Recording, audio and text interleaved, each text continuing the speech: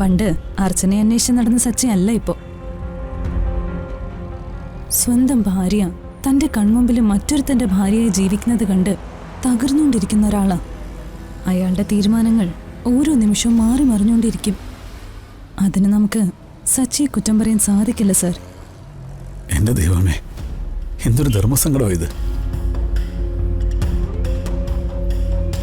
ഓർമ്മ തിരിച്ചു കിട്ടാത്ത അർച്ചനെ എന്നിൽ നിന്നും ബലമായിട്ട് പിടിച്ചു മാറ്റി സച്ചിയെ ഏൽപ്പിച്ച അതോടെ അർച്ചനയുടെ സ്വസ്ഥതയും സന്തോഷവും സമാധാനവും എല്ലാം ഇല്ലാതാവും. സച്ചി ചിലപ്പോൾ സന്തോഷിക്കുമായിരിക്കും, പക്ഷേ അയാൾക്ക് കിട്ടുന്നത് അർച്ചനയുടെ ശരീരം മാത്രമായിരിക്കും. മനസ്സ് കിട്ടില്ല. അയാളുടെ പഴയ അർച്ചന കിട്ടില്ല. സച്ചിയുടെ വീട് അവൾക്ക് വെറും ഒരു കാരാഗ്രഹം മാത്രമായിരിക്കും. ആ ദുരന്തത്തിലേക്ക് എന്റെ സമൃദ്ധയെ സോറി, അർച്ചനെ പറഞ്ഞുവിടാൻ ഞാൻ തയ്യാറല്ല. സാറ് പറയുന്ന ഈ ലോജിക്ക് എനിക്ക് മനസ്സിലാവും, പക്ഷേ താളം തെറ്റി അയാളുടെ മനസ്സിന് എന്ത് ലോജിക്ക്? ഇനി നമുക്ക് തിരിച്ചൊന്ന് ചിന്തിച്ചാലോ സർ?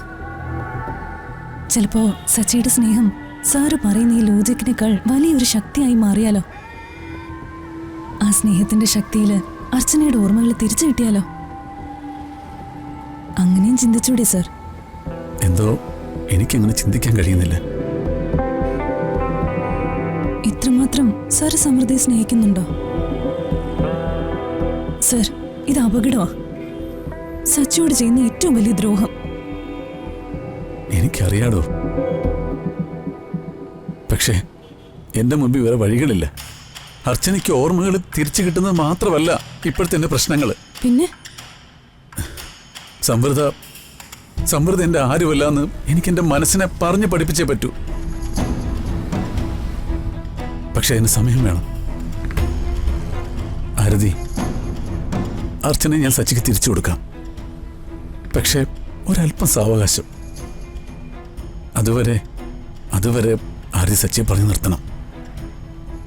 മറ്റാര് പറഞ്ഞാലും സച്ചി കേൾക്കില്ല, പക്ഷേ താൻ പറഞ്ഞാൽ കേൾക്കും. കാരണം